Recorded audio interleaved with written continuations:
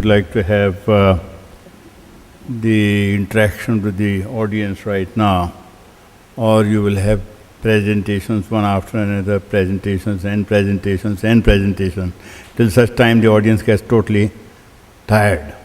So the best thing would be that you have had this quality presentation by my four very distinguished friends on the issue of the NAC as well as the institutional problems that are faced, quality versus quantity, innovative programs, so many other things have been already talked to you.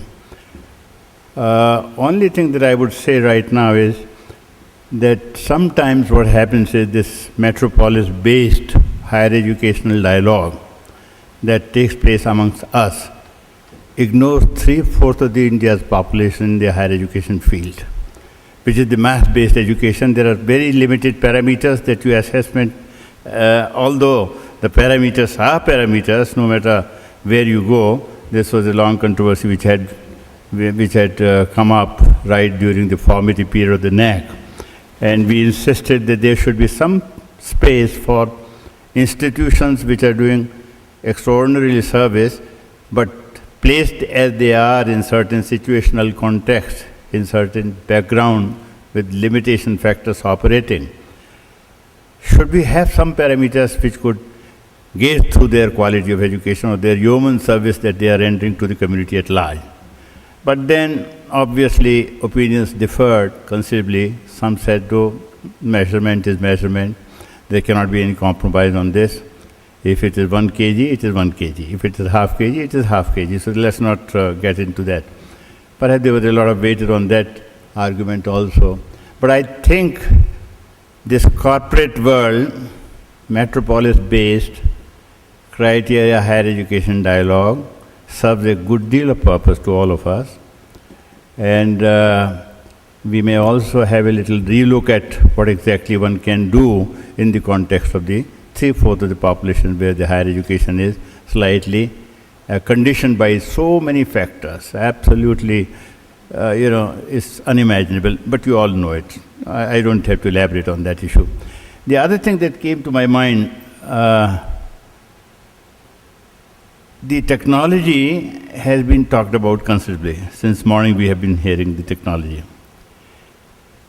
The technology abuse may also be taken into account in innovative program that you launch. One of the biggest problems that is facing us is, in fact, the cyber threat, cyber crime. And universities or institutions could perhaps look over what exactly could be the course contents of such cyber crime by which you train the human beings how to checkmate it. The Ministry of Defense had recently set up a task force on that to evaluate, and we have had a lot of discussions on this, and the book has come out, and the problems that we face in the cyber crime is apparently very, very dangerous. So maybe some such technology-oriented courses could also be evolved by institutions which might lend some sort of a uniqueness to the program that they wish to launch. I'm not too sure whether I can say many other things because quite a few things have already been covered, but I will leave it to the audience to have some kind of an interaction. And then some of my friends, advisor friends, deputy advisor, or my functionary friends from the NAC will be in a position to elaborate further depending on the kind of questions that you have and depending on the kind of query, and that would be the same conclusion. I think I would rather give more opportunity to the audience to interact in whatever direction they would like to address the question. I'll sit down.